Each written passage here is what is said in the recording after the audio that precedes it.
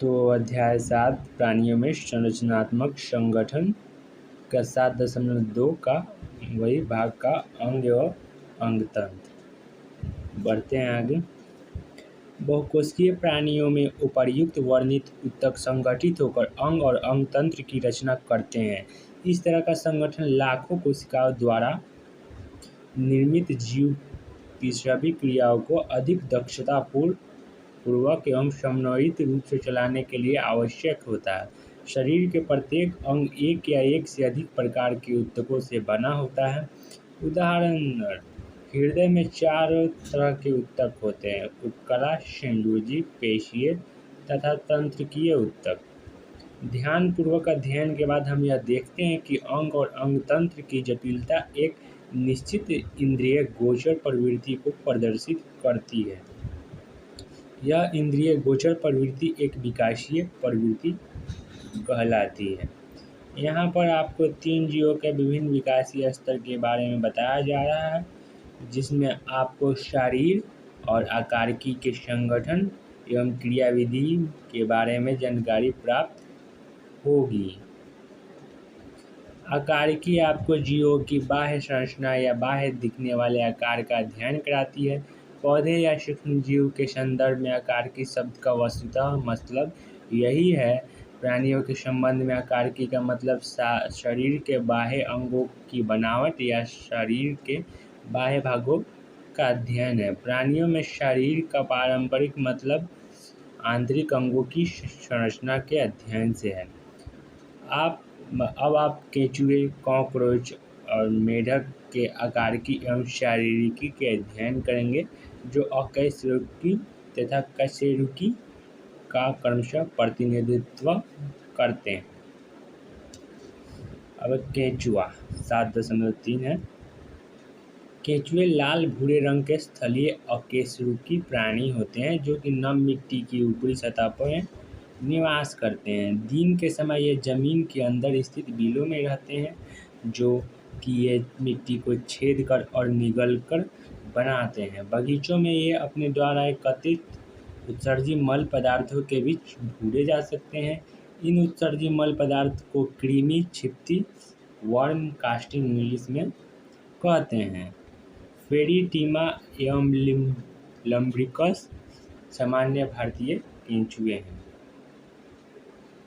अब इसका कुछ चित्र दिया हुआ है केंचुआ का, देख लेते हैं। केंचुए का शरीर पृष्ठ दृश्य। में पृष्ठ दृश्य है, मतलब पीछे वाला है भाग, तो उसमें है क्लोआइटेलम है एक, उसके ऊपर है परोमुख। परोमुख को प्रोस्टियम भी कहते हैं, प्रोस्टोमियम। इसका प्रोमुख का यहाँ थोड़ा जूम करके दिखाया गया है। इस प्रोमुख में ये मुख्य द्वार है, ये परितुंड है, ये शुकवल्ले हैं, ये विखंड है, और ये इसी में पीछे गुद्दा है। अब यहाँ है अधर दृश्य है।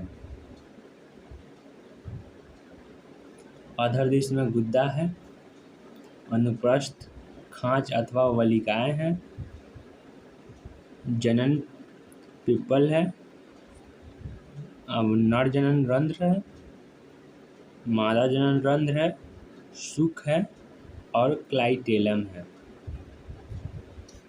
तो चलिए, उसका तो सब पढ़ ही लिए हैं, मुख्य द्वारा दर्शाते हुए पार्श्व दृश्य। आगे बढ़ते हैं, आकारिकी के बारे में पढ़ते हैं। इनका शरीर लंबा और लगभग 100 से 120 समान समखंडों में बटा होता है। पृष्ठ तल पर एक गहरी मध्य रेखा या पृष्ठ रक्त वाहिका दिखाई देती है। अधरतल पर जनन छिद्र पाए जाते हैं, जिसकी वजह से यह पृष्ठतल से विभेदित किया जा सकता है। शरीर के अग्रभाग पर मुख एवं परोमुख वही प्रोस्टोमियम होते हैं। पूर्वमुख एक पाली है, जो मुख को ढकने वाली एक फाननुमा संरचना है। यह फान मृदा दरारों को खोलकर कृमि को उसमें रेंग कर जाने में मदद करती है। पूर्वमुख एक संवेदी संरचना है। शरीर का पहला खंड परितुंड या मुख्य खंड होता है। जिसमें मुख उपस्थित होता है। एक परिपक्व कृमि में एक चौड़ी ग्रंथि गोलाकार पट्टी 14वें से 16वें खंड को घेरे रहती है। इन ग्रंथि ऊतक वाले खंडों को प्रयाणिक या क्राइटेलम कहते हैं। इस प्रकार शरीर 3 प्रमुख भागों अग्र प्रयाणिका प्रयाणिका और पश्च प्रयाणिका खंडों में विभक्त होता है।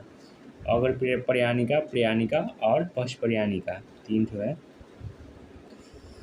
5 से 9 खंडों में अंतरखंडीय खांचों के अधर पार्श्वीय भाग में 4 जोड़ी शुक्रग्राहिका रंध्र स्थित होते हैं। एकल मादा जननछिद्र 14वें खंड की मध्य अधर रेखा पर स्थित होता है। एक जोड़ा नर जननछिद्र 18वें खंड के अधर पार्श्व में स्थित होता है।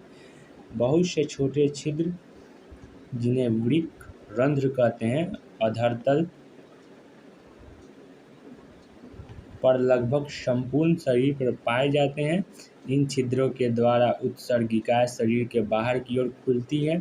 शरीर के प्रथम, अंतिम एवं प्रयाणिका खंडों को छोड़कर समस्त देह खंडों में एस आकार के सुख पाए जाते हैं, जो प्रत्येक खंडों के मध्य में स्थित उपकला गर्त में धंसे रहते हैं।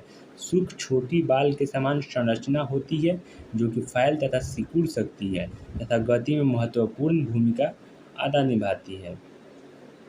अब यांत्रिक आकारिकी है। केंचुए का शरीर एक पतली अकोशिकीय परत से ढका रहता है, जिसे उपत्वचा कहते हैं। इसके नीचे अधिचर्म 2 पेशीय गोलाकार एवं लंबवत परतें तथा सबसे अंदर की ओर देह गुह्य उपकला पाई जाती है। अधिचर्म स्तंभाकार उपकला कोशिकाओं की एक अस्तर की बनी हुई होती है, जिसमें अन्य प्रकार की कोशिकाएं जैसे स्रावी ग्रंथि कोशिकाएं भी सम्मिलित हैं। आहार नाल शरीर के प्रथम से अंतिम खंड तक एक लंबी सीधी नली के रूप में उपस्थित होती है। प्रथम खंड पर उपस्थित मुख प्रथम से तृतीय खंड में फैली मुख गुहा में खुलता है, जो ग्रसनी की ओर अग्रसर होती है और चौथे खंड में खुलती है। ग्रसनी एक छोटी संकरी नलिका में खुलती है, जिसे ग्रसिका कहते हैं। ये 5वें से 7वें खंड तक पाई जाती है तथा एक पेशीय पेशनी 8वें से 9वें खंड तक चलती है। यह सड़ी पत्तियां और मिट्टी आदि कणों को पीसने में मदद करती है। अमाशय 9 से 14 खंडों तक स्थित होता है। केंचुए का भोजन सड़ी गली पत्तियों और मिट्टी में मिश्रित कार्बनिक पदार्थ होते हैं। अमाशय में स्थित कैल्सीफोरस ग्रंथियां ह्यूमरस में उपस्थित ह्यूमिक अम्लों को उदासीन बना कैल्सीफेरस ग्रंथियां ह्यूमस में उपस्थित ह्यूमिक अम्लों को उदासीन बना देती है। आंत्र पर 15वें खंड से प्रारंभ होकर अंतिम खंड तक एक लंबवत नलिका के रूप में खुलती है। 26वें खंड में आंत्र से एक जोड़ी छोटी और शंक्वाकार आंतरिक अंधनाल निकलती है। आंत्र का विशिष्ट गुण जो 26 खंड से प्रारंभ होता है तथा अंतिम 23 से 25 खंडों को छोड़कर आंत्र की पृष्ठ सतह में आंतरिक वलन भित्ति भंज का पाया जाता है, जिसे आंत्र वलन कहते हैं। यह वलन आंत्र में अवशोषण के प्रभावी क्षेत्र में वृद्धि कर देता है। आहार नल शरीर के अंतिम खंडों पर एक छोटे छिद्र के रूप में खुलती है, जिसे गुदा कहते हैं।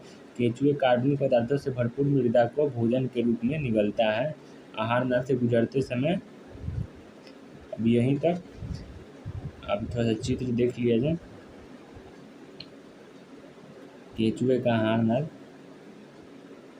ऊपर से देखा जाए, देखें यहाँ बताया गया था मुख के बारे में, ग्रसनी के बारे में, फिर यहाँ ग्रसिका के बारे में, फिर यहाँ पेशनी के बारे में, फिर अमाशय है, फिर आंत्र का आंत्रवलन पूर्व भाग है, फिर आंत्र अंधनाल है, फिर लसिका ग्रंथि है, फिर आंत्र का आंत्रवलनी भाग है, फिर आंत्र है और फिर आंत्रवलन है। 34 खंड यहाँ तक बताया गया है इसमें। आहार नल से गुजरते समय पाचक रस एंजाइमों का स्राव होता है, जो कि पदार्थों के साथ घुल मिल जाता है। ये एंजाइम जटिल भोज्य कणों को सूक्ष्म और शोषण योग्य कणों में बदल देते हैं। ये सरल अणु आहार नल झिल्ली द्वारा अवशोषित करके उपयोग में लाए जाते हैं। थोड़ा सा देख लेते हैं फिर इसका भी चित्र। समृद्ध परिसंचरण तंत्र का है, तो यहाँ बताया गया संधायी वाहिका और अधस्थ तंत्रिका वाहिका दिया बताया गया है इसमें। और यहाँ और भी कुछ है। यह है पृष्ठ वाहिका, यह पार्श्व हृदय है इसका, ये पार्श्व ग्रसिका हृदय है। और ये संधायी वाहिका है, अध तंत्रिका वाहिका है, ये अग्रपाश है, अधर वाहिका है, ये पार्श्व ग्रसिकीय वाहिका है। ये 16 तकलीफ में बताया गया, 16 खंड तक। अब निचला एक और चित्र है, देख लेते हैं। केचुए का वृक्क तंत्र के बारे में बताया गया है। तो केचुए के ऊपर मुख होता है, फिर मुख हुआ वृक्क का वाहिनियाँ, फिर ग्रसनीय है, ग्रसनीय वृक्कों की चूड़ा, फिर रक्त, यहाँ रक्त ग्रंथि भी है, फिर ग्रसनी है वही वृक्क है। उसके बाद अध्यावरणीय वृक्कों का पुंज है, फिर पटीय वृक्क है। चलिए अब इसका शब्दों में पढ़ लेते कि शब्दों में भी क्या क्या इसमें लिखा है। पेरेटिमा या केचुए का रुधिर परिसंचरण तंत्र बंद प्रकार का होता है, जिसमें रुधिर वाहिकाएं, केशिकाएं, हृदय होता है। बंद रुधिर परिसंचरण तंत्र के कारण रुधिर का हृदय तथा रक्त वाहिनियां तक ही सीमित रहती है। संकुचन रक्त परिसंचरण को एक दिशा में रखता है। सूक्ष्म रुधिर वाहिकाएं रक्त को आहार नल, तंत्रिका रज्जु और शरीर भित्ति तक पहुंचाती है। रुधिर ग्रंथियां चौथे, पांचवें और छठे देह खंडों पर पाई जाती है। ये ग्रंथियां हीमोग्लोबिन तथा रुधिर कोशिकाओं का निर्माण करती है, जो रुधिर प्लाज्मा में घुल जाती है। इनकी प्रकृति भक्ष आणविक होती है। केचुए में विशिष्ट श्वसन तंत्र नहीं होता। श्वसन विनिमय शरीर की आद्र सतह से उनकी रुधिर धारा में संपन्न होता है।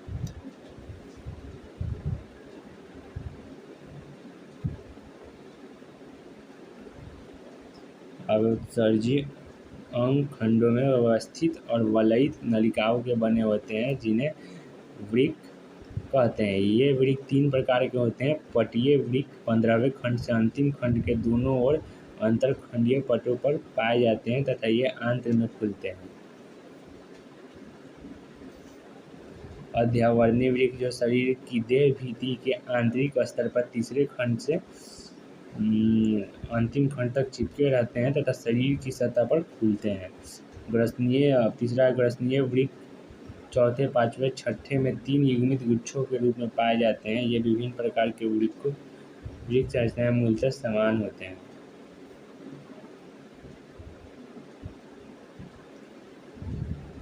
वृक्क शरीर तरल के आयतन एवं संगठन का नियमन करते हैं। वृक्क कीटनुमा सिरे से प्रारंभ होता है, जो गुह्य कक्ष से अतिरिक्त द्रव को संचित करता है। कीट वृक्क के नलिकीय भाग से जुड़ा रहता है, जो उत्सर्जी पदार्थों को छिद्र द्वारा शरीर से एकत्र कर आहार नल में बाहर डालता है।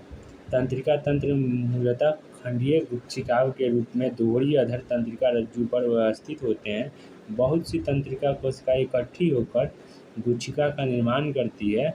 अग्र सिरे पर तीसरे और चौथे खंड में तंत्रिका रज्जु 2 सिरों में विभक्त होकर पार्श्वतः ग्रसिका को घेरते हुए पृष्ठ सतह पर प्रमस्तिक गुच्छिका से मिलती है। इस प्रकार तंत्रिका वल्य बन जाता है। तंत्रिका वल्य प्रमस्तिक गुच्छिका के साथ मिलकर मस्तिष्क का निर्माण करती है। प्रमस्तिक गुच्छिका वल्य की अन्य तंत्रिकाओं के साथ मिलकर संवेदी आवेगों और पेशीय अनुक्रियाओं को समाकलित करती है। संवेदी तंत्र में आँखों का अभाव होता है, लेकिन इसमें कुछ प्रकाश और स्पर्श संवेदी अंग या ग्राही कोशिकाएं विकसित होते हैं, जो प्रकाश की तीव्रता के अंतर को महसूस कर सकते हैं तथा पृथ्वी के कंपन को भी महसूस कर लेते हैं। केचुए में विशेष प्रकार के रसायन संवेदी अंग स्वादग्राही होते हैं, जो कि रासायनिक उद्दीपन के लिए प्रतिक्रिया करते हैं। ये संवेदी अंग कृमि के अग्रभाग में पाए जाते हैं। केंचुए उभयलिंगी होते हैं, अर्थात एक ही प्राणी में वृषण और अंडाशय दोनों जनन अंग मिलते हैं। इनमें 10वें एवं 11वें खंड में 2 जोड़ी वृषण होते हैं। इनकी शुक्र वाहिका 18वें खंड तक जाती है, जहाँ ये प्रोस्टेट वाहिनी से जुड़ जाती है। 2 जोड़ी सहायक अतिरिक्त ग्रंथियाँ 17वें तथा 19वें खंड में पाई जाती है। संयुक्त प्रोस्टेट मध्यवर्ती प्रोस्टेट और शुक्राणु वाहिनी 18वें खंड के अर्ध पार्श्व में एक जोड़ा नर जनन छिद्र द्वारा बाहर खुलती है। साथ ही 8वें खंड से 9वें खंड तक प्रत्येक खंड में एक छोटे थैलेनुमा संरचनाएं 4 जोड़े शुक्राणु धमनियाँ पाई जाती हैं। यह मैथुन के दौरान शुक्राणुओं को प्राप्त कर संग्रहित करती है। एक जोड़ी अंडाशय 12वें और 13वें खंड का अंतरखंडीय पथ पर स्थित होते हैं। अंडाशय के नीचे अंडवाहिनी मुखिका पाई जाती है, जो अंडवाहिनी तक होती है। ये आपस में जुड़कर 14वें खंड के अधर तल पर मात्र एक मादा जनन छिद्र के रूप में बाहर खुलती है। पहले इसका चित्र देख लेते हैं, यह जो दिया केंचुए का जनन तंत्र के बारे में। यहाँ प्रोस्टेट ग्रंथि है। पहले ऊपर से शुरू करते हैं।